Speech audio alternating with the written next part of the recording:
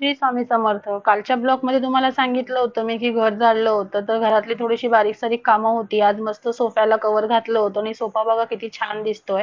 तर आजचा दिवस मी थोडासा माझ्यासाठी काढला होता. आज मला चेहऱ्याचं थोडंसं टकोमको करायचं होतं. तर म्हटलं जरा ते पण करून घेऊया आणि आज मकर सुद्धा करायचं होतं दुपारनंतर. तर मस्त सकाळी उठले, ब्रश केल्याच्या नंतर मी ना पहिलं ब्लीच लावून घेतलं. माझ्याकडे ऑक्सीचं ब्लीच आहे जे मी मिंत्रावरून मागवलं होतं. आणि त्याने टॅनिंग वगैरे सगळं क्लिअर होतं म्हणून मला ते खूप आवडतं. मी 1 महिन्या दीड महिन्याने करत असते घरीच.